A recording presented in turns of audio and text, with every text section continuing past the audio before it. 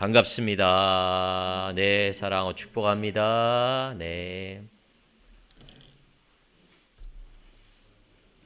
한 주 동안 잘 지내셨습니까? 장로님하고 전서연만 대답하시는 것 같아요. 마스크를 쓰셔가지고 요새 특별 기간이라서 계속적으로 우리가 그 코로나 특별 주간이에요. 그래서 오늘도 구청에서 왔다 가셨어요. 그래서 참 이제는 많이 좀 적응이 될 만한 한데 아직까지 좀 어려움이 있긴 있습니다. 위해서 기도해 주시길 바라겠어요. 저는 한 주간 지내면서 그런 생각을 좀 했습니다. 지금 우리 주위에서 우리의 사회에서 이슈가 되고 있는 여러 가지 사건들이 많이 있죠. 그 사건들의 그 중심에는 무엇이 있을까? 무엇을 두고 이런 사건들이 발견되고 나타나고 그것에 대하여서 잘못됐다, 잘됐다 기준을 평할까?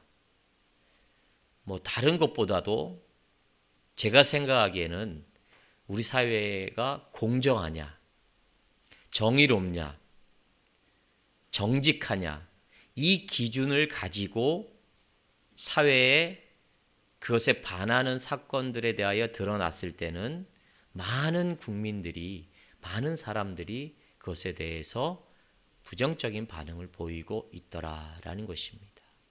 그러니까 우리 사회는 아직까지도 정직하지 아니하고 그리고 공의롭지 아니하는 그것에 대하여 잘못됐다고 인식하는 사회의 기반이 있는 것 같습니다. LH 사건이나 여러 가지 비리나 이런 것들을 보면 그것이 공평하지 않다라는 이 공평의 기준을 두고 우리 사회가 지내오는 것 같습니다. 그런데 그런 생각을 하면서 또한 걱정이 되는 건 무엇이냐면 과연 우리가 판단하는 이 기준이 진리가 바뀌게 되면 우리가 이전까지 알고 있었던 이 모든 공의와 공평, 정직도 사라지게 되는 그 사회가 되지 않을까라는 그러한 염려를 좀 해봅니다. 여러분, 우리 사회가 지향하는 아주 중요한 기준점은 성경이 지향하는 기준점과 같습니다. 성경은 정의롭고 공의롭고 공평한 저울을 강조하는 그러한 내용의 말씀이 바로 성경입니다. 이 시대가 그러한 성경이 지향하는 것에서 벗어나는 기준을 삼아서 정의롭다라는 그 기준이 흐지부지해지고 사라지게 되면 우리 사회는 정말 혼돈의 사회로 갈 수밖에 없는 것입니다. 그래서 이 일에 우리가 그 기준을 굳건히 세워가는 이 일을 누가 할 것이냐? 바로 저와 여러분들과 우리가 속해 있는 한국교회 성도들이 해야 됩니다. 그 기준을 제시하고요. 그 기준 제시함에 따라 그 기준대로 살아가는 이 모습이 우리 삶의 영역 가운데 있지 아니하면 그 기준들은 살아가게 돼 있습니다. 그래서 여러분, 저는 한 주간 지내면서 그런 생각을 하면서 여러분들에게도 마찬가지로 내가 바로 하나님의 기준이고 이 사회를 빛낼 빛의 기준이 되어야 된다는 사명감을 가지고 그 영역에서 여러분 정직하시길 바라겠어요. 그리고 공의로워야 됩니다. 그리고 속이는 저울 같은 그러한 것에 넘어가면 안 됩니다. 그리고 언제나 그곳에서 그리스도의 온전한 공의와 정의를 행하고 사랑을 실천하는 이 삶의 영역들을 잘 살아내시는 귀한 성도님들 되시길 예수 이름으로 축원드립니다. 아멘. 이 사명으로 살아가야 돼요. 아무 의미 없이 우리의 시간대대로 살아간다는 것은 정말 우리가 하나님 앞에 부름받은 온전한 목적으로 살아가지 않는 것입니다. 그런 의미에서 각자 한 주일 동안 그대로 살았음을 여러분 격려해 주세요. 여러분 이번 주도 이렇게 살았으니까 다음 주도 여러분 성도님 힘차게 살아가셔서 승리하시길 바라겠습니다. 라고 옆에 분을 향해서 한번 격려 한번 해봅시다. 승리합시다. 승리합시다. 네, 힘내십시오. 네. 여러분 고대 그리스 연무장에는 무사들의 경기 모습을 그린 그림이 걸려 있어요. 근데 그 그림 밑에는 이러한 문구가 있어요. 주목하라, 모방하라, 반복하라. 검투사들에게 있어서 이 세 가지 단어는 아주 중요한 단어예요. 뭐예요? 주목하라, 모방하라, 반복하라. 저는 이것을 우리 신앙에 한번 적용을 한번 시켜보고 싶어요. 여러분, 주목해야 돼요. 뭘 주목해야 됩니까? 우리의 생각과 모든 가치를 우리는 어쩔 수 없이 성경의 가치로 주목해야 됩니다. 그 성경의 가치로 주목한다는 것은 예수 그리스도께 우리의 모든 신앙의 포커스를 맞추는 이 신앙의 모습이 우리들에게 필요한 거예요. 여러분, 검투사들에게 주목하지 아니하면 그들의 생명은 단 한순간에 사라지는 거예요. 싸움에 주목하지 아니하고 상대방에게 주목하지 아니하면 언제 상대방의 칼이, 창이 나에게 와서 나를 죽일 수 있다는 것이에요. 그런 주목, 그런 집중력이 우리 신앙인들에게 그리스도인을 향한 집중력으로 나타나야 돼요. 그리고 모방해야 됩니다. 예수 그리스도를 본받아야 돼요. 누굴 본받겠습니까? 여러분, 자녀들은 누굴 가장 많이 본받을까요? 부모예요, 부모. 여러분, 애들이 잘못되고 말 안 듣는 거 그거 다 부모 보고 그런 거예요. 그렇습니다. 저놈의 애는 누구 닮아서 이렇게 말을 안 들어? 나 닮아서 그래요. 네. 어쩔 수 없어요, 그건요. 부모를 닮게 돼 있어요. 우리는 예수 그리스도를 본받는 자가 돼야 돼. 그리스도의 어떤 부분을 본받아야 됩니까? 그의 사랑과 그의 지극한 극치의 사랑과 우리를 향한 놀라운 은혜, 그 베풀어 주심의 본된 모습을 우리가 모방해야 됩니다. 그리고 반복해야 됩니다. 여러분, 뭐 하나 신앙의 습관을 가지기 위해서 반복이 필요한 거예요. 한 번에 무엇이 내 것이 되지를 않습니다. 되는 경우가 있어요? 안 돼요. 신앙에도 훈련이 필요한 거예요. 우리는 우리의 신앙의 길을 갈 때 무너지고 넘어지고 때로는 좌절할 수 있어요. 그러나 그때일수록 무너지지 않고 계속 그리스도를 본받고 그리스도를 주목하는 일에 반복을 하고 훈련을 하면 우리 하나님 앞에 온전한 신앙의 모습을 소유할 수 있는 거예요. 한 번에 이것을 다 가지려고 하는 것 자체가 잘못된 것입니다. 자, 따라합시다. 주목하라, 모방하라, 반복하라. 이 모습이 저와 여러분들에게 꼭 있어지길 바라겠습니다. 오늘은 여전히 태어나리로다 라는 제목으로 말씀을 좀 전해볼까 해요. 다윗이 자기들을 죽이고자 하는 대적들에게 있어서 쫓기고 생명의 위협을 받을 때 그가 고백한 아주 최고의 절정의 시적인 고백이 바로 시편 27편이라 볼 수 있어요. 그들이 나의 육체를 먹는 것 같고 그들이 나를 죽이려 하는 상황에서 과연 나는 어떻게 하리이다. 이 다윗의 고백의 결론은 그거예요. 나는 태어나리로다. 근데 그냥 태어날 수가 없고 어떠한 것을 이프절로 행함으로 말미암아 그 다윗의 삶이 태어난 모습으로 원수들에게 건짐을 받은 그 신앙의 모습. 여러분, 지금 저희들에게 현대를 사는 우리들에게 얼마나 많은 위협거리가 있습니까? 건강의 위협, 경제적인 위협, 사회적인 위협, 코로나의 위협 너무나 많아요. 미래가 불확실하지 않습니까? 지금 다윗이 자기를 죽이려 하는 그 원수들의 그 준하는 그러한 대적들이 지금 우리 상황에 반드시 있습니다. 걱정 없는 분 있으세요? 난 아무 걱정이 없어요. 그런 분들 계세요. 경지에 도달한 분이시던가 아니면 약간 정신이 좀 약간 문제가 있는 분들이 그렇죠. 여러분, 우리들에게 걱정이 없는 사람은 한 사람도 없어요. 우리 깐난하게 오누미는 걱정이 없을까요? 오누미도 걱정이 있어요. 저 아이는 배고프면 울잖아요. 그것도 걱정인 거야. 신호가 오니까. 그렇죠? 걱정이 다 있어요. 그것이 성인이 될수록 점점 환경의 어떤 요소들이 넓어질수록 우리들에게 엄습하는 요소들이 너무나 많은 거예요. 이때 우리는 어떻게 해야 됩니까? 결론으로 말씀드리면 태어나셔야 됩니다. 아니, 태어날 수밖에 없어요. 우리는 그러한 모든 풍랑이 치는 그런 상황에서도 태연하게 안전과 평강을 누리는 존재란 말이죠. 믿으십니까? 그런 존재로 우리는 세움을 받았어요. 근데 문제는 그렇지 못한 것에 문제가 있잖아요. 왜 그렇지 못하냐? 오늘 그것을 우리가 말씀을 통해 여러분들 좀 얻어갔으면 좋겠습니다. 자, 다윗이 자기를 죽이려는 원수들 앞에 신앙의 고백들의 모습들을 한번 살펴봅시다. 왜 태어날 수밖에 없고 태어나고 평강을 얻을 수 있는 방법. 그것은 첫 번째로 보면 오늘 본문 말씀에 보면 여호와의 전에 거할 때 다윗은 자기의 모든 상태가 대적들로부터 태어내질 수 있다고 얘기합니다. 여호와의 전에 거해야 된다. 여러분 교회 오시면 편안하십니까? 그러면 일주일 내내 오셔야죠. 평안하시면. 집이 더 편안하시니까 집에 더 많이 계신 거예요. 아, 가족들 때문에. 여러분 교회가 편안하면 교회 오셔서 365일 계셔야죠. 그렇죠? 목사도 교회가 편안하다라는 말에 장담을 못 드리겠어요. 겨울 되면 춥고 여름 되면 덥고. 예.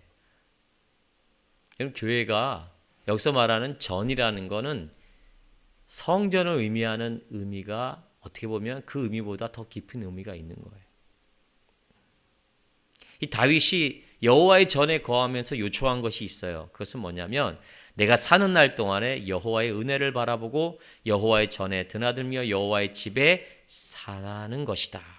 여호와의 집에 산다는 의미를 성경 여러 번역을 한번 살펴봤어요. 킹제임스 버전은 생의 모든 날 동안 주의 집에 거하며 주의 아름다움을 바라보는 것과 성전에서 아뢰는 것이다. 현대인의 성경을 봅시다. 거기는 주의 아름다움을 바라보고 그를 묵상하는 것. 이게 주의 집에 거한다는 의미예요.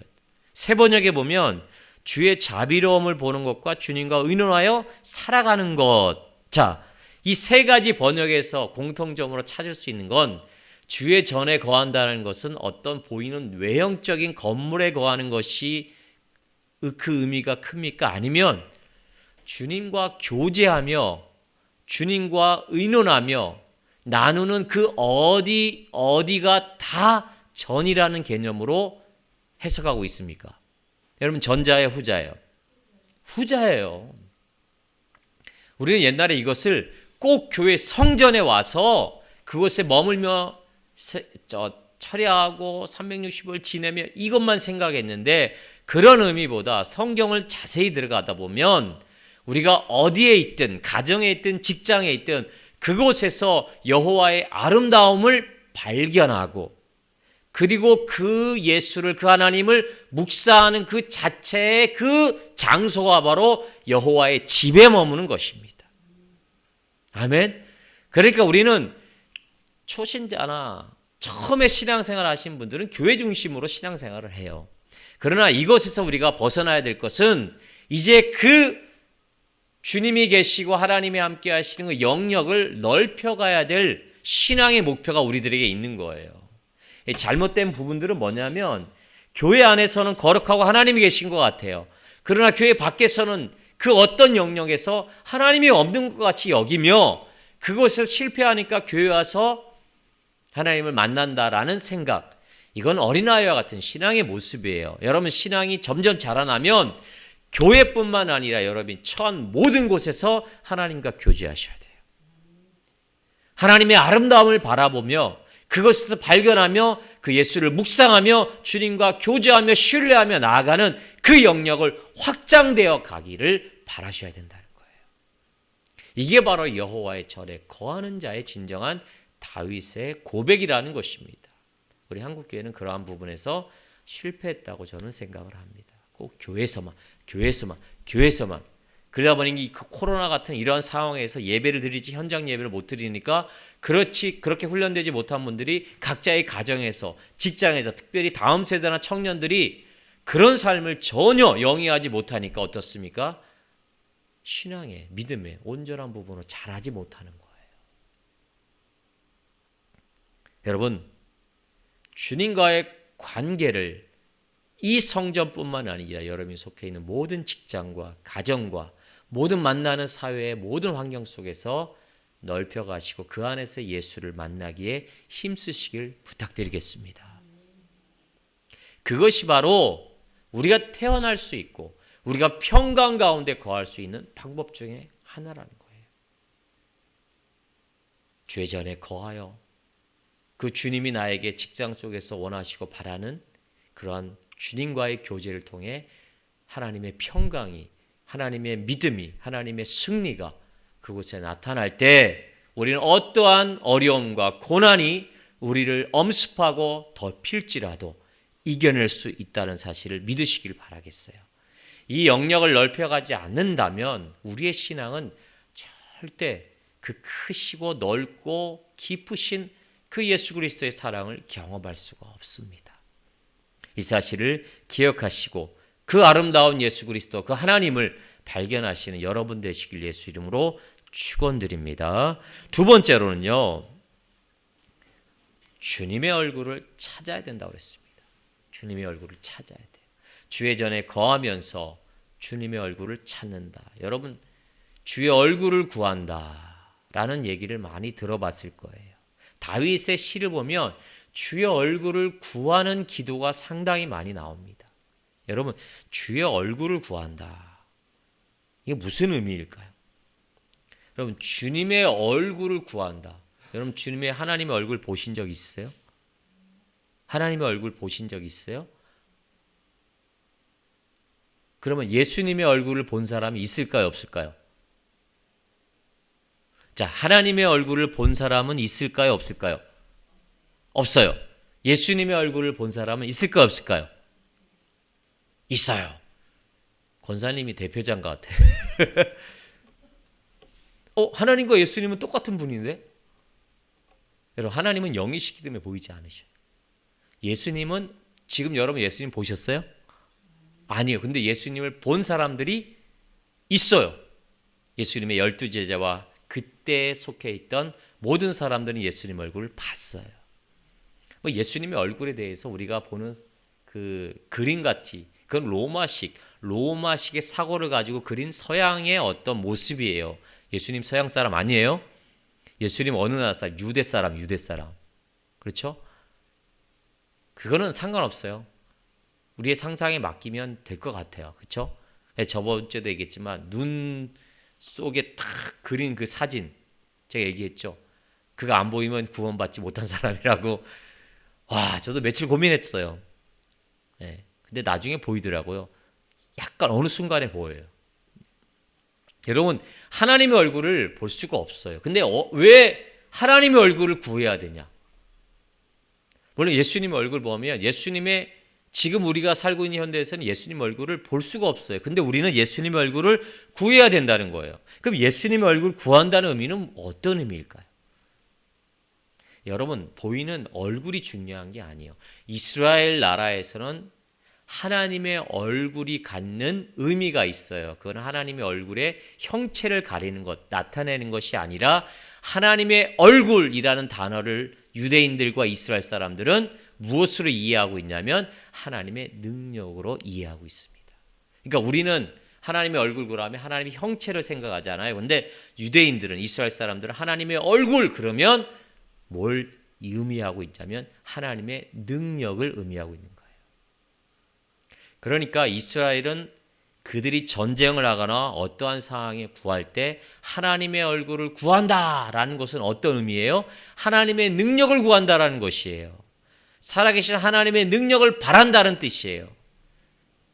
여러분, 이스라엘 백성을 택하시고 애굽에서 건져내시고 40년 광야 생활하는 모든 가운데 하나님은 이스라엘에게 하나님의 얼굴을 드러내셨습니다. 그게 뭐냐면 홍해를 가르시고 광야에서 만나와 메추라기로 구름과 기둥으로 그들을 인도하셨고 가나안 땅에 들어가셔도 어떠한 전쟁이 왔을지라도 하나님의 얼굴을 그들에게 보여주셨습니다. 하나님의 능력을 그들에게 보여주셨다는 것입니다. 우리가 현대를 사는 우리들에게도 하나님의 능력이 필요한 줄 믿으시길 바라겠어요. 주의 얼굴을 구한다는 것은 우리의 삶에, 우리의 영역 가운데 하나님의 능력이 우리와 함께하기를 바라는 이러한 구함의 의미가 있는 것이에요. 여러분, 이 주의 얼굴을 구하라, 구한다라는 의미는 기도하라는 내용입니다. 여기서 다윗이 오늘 27편에서 주의 얼굴을 보라라는 것이 아니에요. 구하라고 그랬습니다. 주님의 얼굴을 향하여 주의 능력을 간구해야 된다는 것입니다. 하나님, 우리의 머리털까지 세시는 분 맞으시죠? 오늘도 여러분, 제 머리카락이 정확하게 아침에 일어나 보니까 600개가 빠졌어요. 근데 나는 거는 300개밖에 안 나요. 그럼 제가 뭐가 되는 거죠? 탈모가 되고 대머리가 되는 거예요. 그렇죠? 이걸 진짜 믿으시네. 여러분, 아침에 일어났는데 내가 머리털 몇 개 빠지고 몇 개 나는지 아세요? 몰라요. 근데 하나님은 머리털을 세신대요. 오늘 몇 개 빠지고 몇 개 나는지를 하나님은 세신다는 거예요. 하나님 진짜 셀까요? 이 의미를 우리는 잘 이해해야 돼요. 하나님 그만큼 우리의 모든 구체적인 상황을 털끝 하나까지도 다 알고 계신다는 얘기입니다. 아멘. 그런데 알고 계심에 우리들에게 원하시는 거 뭐냐면 그 하나님을 구하라 이겁니다. 구해야 된다는 것입니다. 요새 그 광고에 보니까 그 세탁기하고 삼성의 세탁기하고 건조기의 그 모토가 뭐냐면 알아서 해줘 이거예요. 알아서 해준다는 것은 어떤 의미라고 그랬죠? 순간 기억이 안 나는데 하나님 다 알아서 해줘요 이거예요? 이것도 필요하지만 하나님은 구체적으로 우리의 필요와 우리의 어떤 요구사항을 아뢰길 원하셔요. 왜 그럴까요, 여러분? 다 아시는데 아뢰길 원하셔요. 왜 그럴까요? 여기 하나님의 숨은 뜻이 있어요. 여러분, 자녀와 부모의 관계를 보면 알 수 있잖아요. 그렇죠? 권사님, 내가 자녀가 제가 뭐가 필요한지 알잖아요. 그렇죠? 다 알아요. 자녀들이 보면 대부분 알아요. 아, 얘가 지금 뭐가 필요하는구나. 근데 부모는 필요한 것을 자녀를 통해서 어떻게 돼요? 어머니, 아버님, 제가 이걸 부족해요. 좀 이걸 좀 필요해서 좀 해주세요. 말을 하기를 원해요. 그 말을 한다는 것 자체는 부모와 자식 간에 뭐가 필요하다는 거예요? 대화가 필요하고 관계성이 필요하다는 거예요. 하나님은 우리들에게 구하라 라고 얘기할 때 하나님은 다 알고 계시지만 그 구함과 받음과 그래서 교제하면서 그 관계의 성립을 더 요구하시는 겁니다.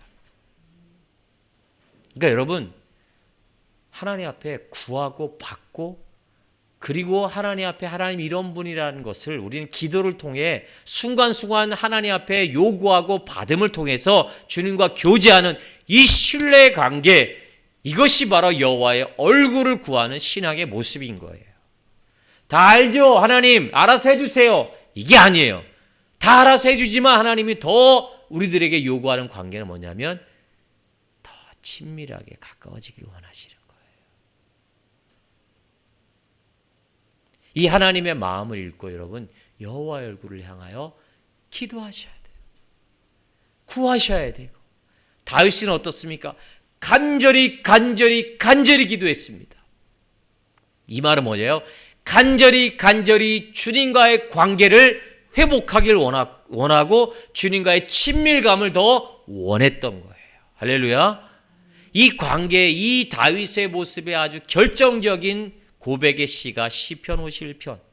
그가 우리아의 밧세바를 범하고 나서 나단 선지자로부터 징계를 받고 책망을 받고 그가 침상을 울리며 침상을 적시며 침대를 다 적시는 고백 속에 들이젖은 그 시의 고백의 중심은 무엇입니까? 내가 죄를 받겠습니다. 죄에 대한 당연한 대가를 받겠습니다. 그러나 나에게서 떠나지 마소서.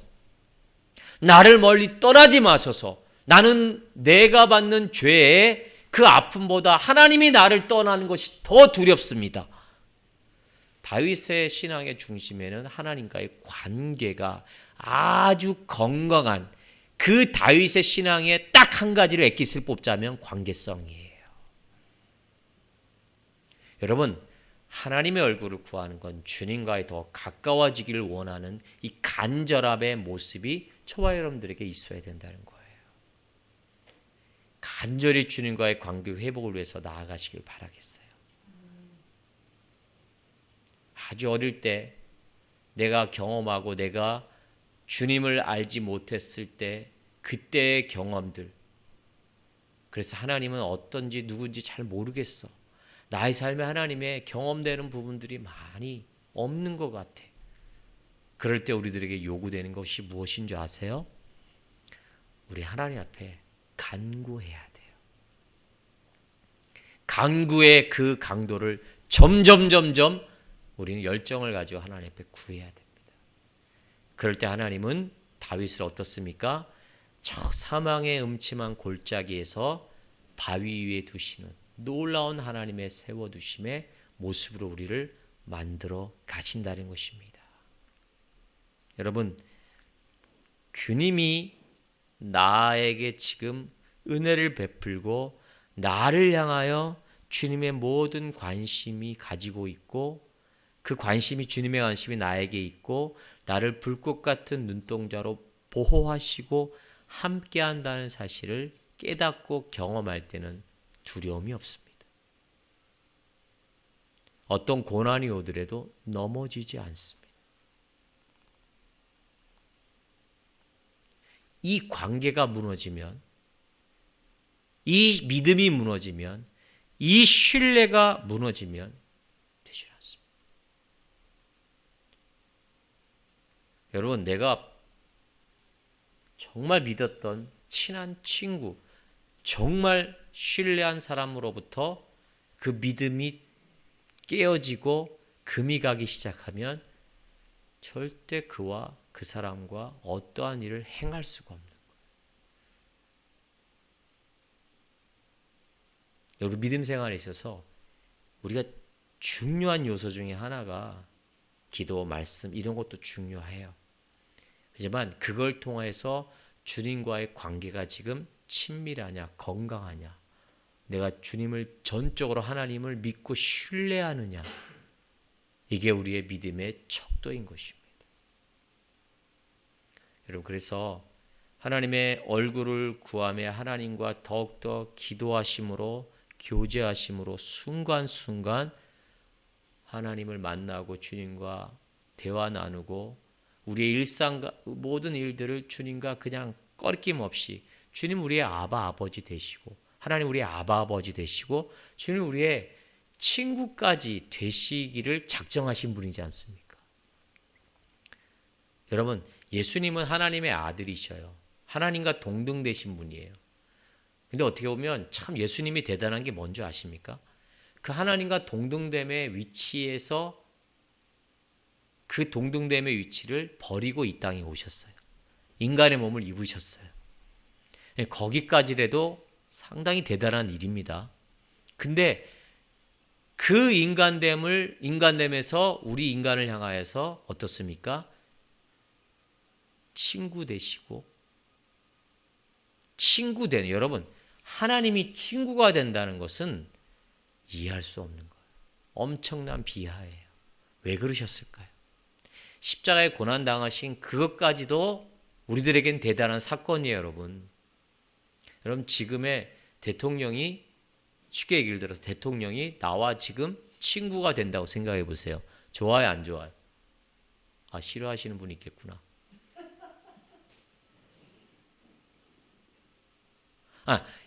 여러분들이 가장 좋아하는, 존경하는 인물이 지금 나와 친구가 된다고 생각해 보세요.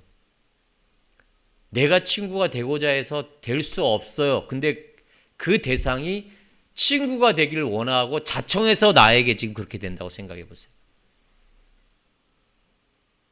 이제 트로트 많이 좋아하시더라고요. 트로트 가수, 내가 선망하는 가수가, 내가 정말 좋아하는 가수가, 탤런트가, 장동건 얘기하면 안 되나? 요새 누굴 좋아하나? 네? 요새 연예인들 중에 누가 제일 인기가 좋은지 모르겠어요. 네. 제가 할 때는 아이돌 가수는 SES밖에 없었으니까 SES 알면 구시대다 이거예요. 그 대상이 지금 나와 친구가 되고 자청해서 친구가 되어서 왔다고 생각해 보세요. 대단한 영광이지 않습니까? 그게 예수 그리스도예요. 왜 그랬을까요? 저와 여러분들 너무 사랑하셔서 그렇대요. 근데 문제는 이 사랑을 우리가 경험하지 못하네. 이 극치의 사랑을 우리가 경험하지 못하네. 여러분, 하나님과 우리는 원래는 에덴 동산에서는 하나님의 형상이었죠. 그렇죠? 전혀 꺼리낌이 없었어요. 근데 우리의 배신, 인간의 배신으로 우리 하나님과 원수됐어요.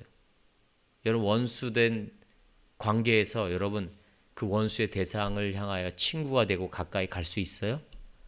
그 원수된 사람을 위해서 대신 죽어 십자가의 고난을 당할 수 있어요? 그 원수의 죄를 대신해서 내가 죽을 수 있어요? 이 세상의 모든 인간은 어떤 인간도 그러한 사랑을 베풀지를 못해요. 행하지 못합니다. 하나님이시기에 가능하신 것.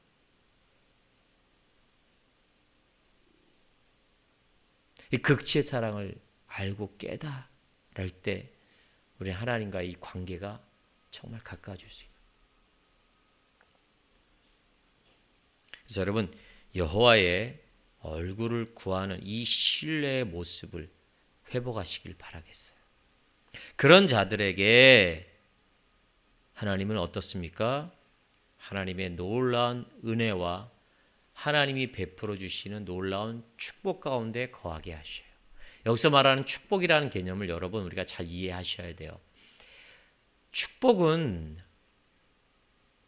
어떠한 보여지는 결과를 축복이라 얘기할 수 있는데, 성경에서 말하는 축복은 예수 그리스도, 그 하나님을 믿고 예수 그리스도를 소유하는 것 자체가 축복이라는 사실을 믿으시길 바라겠어요.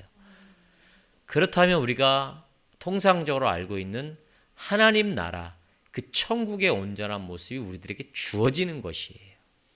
지혜로운 사람은, 성경에서 말하는 지혜로운 사람은 지금은 어렵더라도 그 추후의 결말이 좋으면 그 사람은 지혜로운 사람이고 축복된 사람이에요. 우리는 예수 그리스도와 하나님의 사랑, 하나님을 알고 믿음으로 말미암아 우리는 결론이 좋은 사람임을 여러분 인정하시길 바라겠어요. 우리 인생이 그렇게 좀 힘들고 불공평하고 고난과 어려움 속에 살더라도 우리는 예수를 소유함으로, 그 하나님을 알고 원수된 우리가 하나님과 화목된 관계로 나아감으로 하나님 나라 유업을 받은 자로서 우리의 결과가 좋은 사람, 우리는 그 세상의 어떤 것보다도 하나님 나라를 소유한 자라는 사실을 믿고 나아갈 때 지금의 어려움을 이겨낼 수 있다는 사실이에요. 이게 바로 축복이에요. 아멘? 근데 우리들에게 문제는 있죠. 우리가 죽어서 아니면 예수님 오실 때 누리고는 하나님 나라보다는 지금 이 세상이 누리기를 원하지 않습니까? 아멘? 자, 이 세상에서 누리는 축복은 뭐냐면 맛보기예요. 우리가 누려야 될 축복은 하나님 나라를 맛보는 그 축복 속에 거하는 그 상황이란 말이에요. 하나님 나라 아십니까? 하나님 나라에서 경험한 적 있습니까? 여러분, 천국은 어떨 것 같아요? 강성아, 천국은 어떨 것 같아요? 천국에 죽음이 있을까 없을까? 없어. 천국은 슬픔과 아픔과 고난이 있을까? 없어. 그럼 뭐만 있어? 영원히 행복한 거야.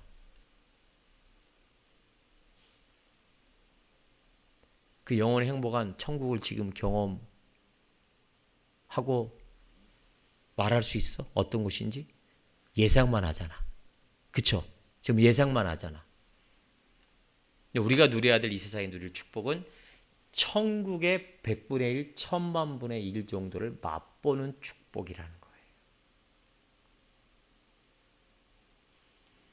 거예요. 맛보셔야 됩니다. 아멘. 그래서 그 나라 천국에 대해서 우리가 소망을 두는 거예요. 가장 좋았을 때, 행복했을 때는 어떤 때일까? 우리의 인생에서 여러 가지가 있어요. 직장에 정말 합격됐을 때, 내가 건강을 회복할 때, 또 내가 어떠한 소망이 보일 때 기쁘지 않습니까? 그게 천국을 맛보는 거와 비슷한 거예요. 정말 기쁠 때 있지 않습니까? 근데 우리가 정말 기쁠 때는 성경에서 말하는 가장 큰 기쁨은 뭐냐면 하나님과 예수 그리스도의 깊이를 알 때가 가장 기쁘다고 얘기하고 있어요. 성경을 꿀송이보다 달다 그러잖아요. 그러니까 우리가 누리는 기쁨과 평강보다 우리가 이 세상 살 때 누리는 기쁨의 깊이를 더 많이 경험하기 원한다면 하나님을 깊이 알므로 느껴지는 그 꿀소ем보다 다른 것 같은 신앙의 모습 우리들이 필요한 거예요. 그럴 때 우리는 진짜 천국을 소망하며 우리 어려움을 이겨낼 수 있다는 것이에요. 여러분, 하나님의 얼굴을 경험하는 자들의 특징을 보면 정리하다면 시편 말씀을 또 마태복음의 말씀에 보면 마태복음 5장 8절에 이런 말씀이 있어요. 마음이 청결한 자는 복이 있나니 그들이 하나님을 볼 것이라 그랬거든요. 그러니까 하나님의 얼굴을 구하는 자, 또 하나님의 그 축복 속에 거하는 자의 아주 구체적인 모습은 마음이 청결한 자예요. 마음이. 여러분, 그래서 우리가 하나님 앞에서 이 마음이 청결하기를 우리 신앙의 목표로 삼으셔야 돼요. 이 마음이 청결하다는 구약적인 의미는 정직한 거예요. 정의로운 거예요. 공의로운 거예요. 근데 참된 정의와 공의는 오직 하나님의 공의와 정의밖에 없습니다. 이것을 나의 삶에 습관화되어서 그것이 나의 신앙의 삶의 모습으로 드러나게끔 해야 돼요. 참 요새는 해제되는 것들이 많은데 이 마음이 청결한 자, 여러분 능력도 중요하지만 어쨌든 마음이 공평하고 마음이 정의로운 자, 이게 아주 중요한 가치로 떠오르고 있어요. 그래서 그리스도인들은, 성도는 그 성도들을 드러내는 표징 중에 하나가 정직입니다. 정직이라는 것은 내가 잘못했을 때 그것을 시인할 줄 알아야 돼요. 인정할 줄 알아야 돼요. 이게 마음이 청결한 자예요. 여러분, 우리는 때를 따라서 정말 위기를 극복하기 위해서 그 상황을 모면하기 위해서 거짓하고 그렇게 정의롭지 못하고 공의하지 못하는 부분들이 너무나 많습니다. 그러나 우리는 그때일수록 잘못됐던 것에 대해서 분명히 잘못을 인정하고 그렇게 나아가는 정의와 공의를 행하는 이 모습이 우리들에게 필요해요. 그리고 여러분들에게 부탁드리고 싶은 것은 그러한 마음이 청결한 자가 되기 위해서는 여러분 두 주인을 섬기지 말아야 돼요. 내 마음에 두 주인을 섬기는 이 신앙의 모습에서 벗어나야 돼요. 여러분, 우리는 하나님을 알고 예수 그리스도를 믿는 순간에 우리 마음속에 두 가지 마음들이 싸운다고 그랬죠. 로마서에 보면. 그래서 우리는 한 주인만을 섬기게끔 이제 나아가는 신앙의 모습으로 나아가요. 두 주인을 섬기는 모습에서는 절대 마음이 청결해질 수가 없어요. 깨끗해질 수가 없는 거예요. 저와 여러분들은 예수 그리스도만 섬기고 그분만 따라가겠다. 그분의 길을 따라가겠다는 건 그분이 말씀하고 성경이 원하는 그 가치로 살아가겠다. 이 고백을 드리는 자들 맞습니까? 맞죠? 그렇다면 이제는 옛날에는 내가 두 마음에서 하나님과 성경의 가치관을 따르지 못하는 그 생각이 많았다면 이제는 바뀌어져야 된다는 거예요. 예수를 따르고 성경적인 가치관이 나의 가치관으로 변화되게끔 삶의 모습과 기도와 성령의 도우심을 받아 행하시는 이 모습이 있을 때 우리의 심령 속에 우리의 삶에 드러나는 향기 속에 공의와 마음이 청결한 자의 모습으로 나아갈 수 있다는 사실을 기억하시길 바라겠어요. 이 모습으로 하나님 앞에 나아가실 때 결론적으로 말씀드리자면 우리는 하나님이 주시는 태어남과 어떠한 세상의 유혹과 어떠한 도전과 어떠한 고난에도 하나님이 주시는 평강 가운데 거할 수 있다는 것입니다. 두려워하지 마시길 바라겠습니다. 두려워하지 아니한다는 건 그 두려움을 이겨내실 그 하나님과 예수 그리스도를 내가 더욱 친밀하게 그분과 교제하며 나아갈 때 우리는 두려워하지 않을 수 있습니다. 12지자들이 갈릴리 호수를 지나갈 때 폭풍이 그들을 덮었을 때 그들은 많은 고난과 많은 두려움에 빠졌지만 예수께서 잠잠하라. 나와 함께 있는데 무슨 고민이냐. 주님이 계신다는 사실을 그들은 몰랐습니다. 그 폭풍만 바라봐서 베드로는 물에 빠졌습니다. 이 신앙의 관점에서 주님이 우리와 함께 하시고 주님이 우리와 함께 하심으로 나는 어떤 두려움도 이겨낼 수 있다라는 이 신앙의 경험들이 우리 안에 쌓여져가는 이 모습이 있을 때 우리는 태어내줄 수 있어요. 초행길을 가는 사람은 두렵습니다. 특히 그것이 밤길이라면. 또 긴 물가를 건널 때 그 깊이를 알 수 없을 때 두렵습니다. 그러나 그 물가와 그 길을 먼저 가본 사람들은 두려워하지 않습니다. 알기에. 우린 예수 그리스도를 알기에 우리의 인생의 모든 가운데 두려워할 이유가 없다라는 사실. 이 결론을 여러분들 성경은 우리들에게 제시하고 있어요. 이제 여러분들이 경험하시면 됩니다. 확증하시면 됩니다. 확증하시길 원하십니까? 맨날 두려움에서 힘들면 머리만 많이 빠져요. 저처럼. 그러면 머리가 없어져요. 큰일 나요. 확증하실 때 우린 그 안에서 소망을 발견할 수 있어요. 코로나의 그 두려움과 공포가 우리들에게 있지 않습니까? 지금도 400명대가 나와요. 경제적인 어려움과 지금 돌아가는 모든 상황들이 어려움이 있을지라도 선명하게 우리와 함께 하시고 그 모든 두려움의 해결자 되신 그 하나님을, 그 예수 그리스도를 확증하시길 바라겠어요. 그리고 그 십자가의 사랑을 경험하기를 묵상하시길 바라겠어요. 그래도 우리는 힘을 얻고 태어날 수 있다는 사실을 꼭 기억하시고 하나님 앞에 승리하시는 믿음의 성도님 되기를 예수 이름으로 축원드립니다. 기도하겠습니다. 하나님.